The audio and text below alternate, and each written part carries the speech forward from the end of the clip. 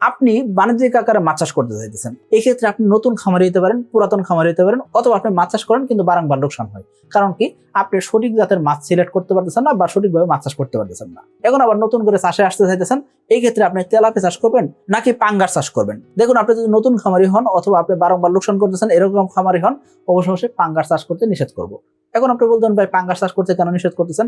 পাঙ্গাস মাছের খাদ্য খরচ অনেক বেশি হয়ে গেছে, এবং কি পাঙ্গাস মাছ উৎপাদন করার পরে বিক্রি করার সময় অনেক সময় দেখা যায় কি দাম কমের কারণে বিক্রি করতে কষ্ট হয়, এবং কি পাঙ্গাস মাছ দীর্ঘ সময় ধরে চাষ করতে হয়। 8 মাস 10 মাস বা 14 মাস পর্যন্ত চাষ করলে তারপর মাছ বিক্রি উপযোগী সাইজ হয়। অর্থাৎ পাঙ্গাস মাছ 500 গ্রাম 600 গ্রাম বা আধা কেজি ওজন হলে সহজে বিক্রি হয় না। সেই জন্য পাঙ্গাস মাছ কিন্তু বড় সাইজ করে বিক্রি করতে হয়।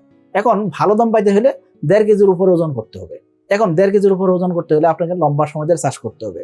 আশা করি আপনারা বুঝতে পারছি। তো খাবারের দামের কারণে এবং কি মাছের দাম না পাওয়ার কারণে আপনি পাঙ্গাস চাষে কিন্তু লোকসান করতে পারেন। এখন আপনি যদি অভিজ্ঞ খামারি হন, সেক্ষেত্রে আমি বলবো আপনাকে আপনি পাঙ্গাস মাছের মিশ্র চাষ করতে পারেন।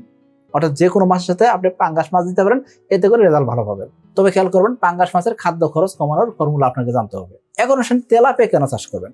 তেলাপিয়া চাষ করবেন কারণ কি 4 মাসে মাছ বিক্রি হয়, অনেক সময় 5 মাসে মাছ বিক্রি হয়। এখন আপনি বলবেন ভাই 5 মাসে কেমনে মাছ বিক্রি হয়? যখন 2 পিসে কেজি করে বিক্রি করতে চান, সেক্ষেত্রে 5 মাসে মাছ বিক্রি হবে।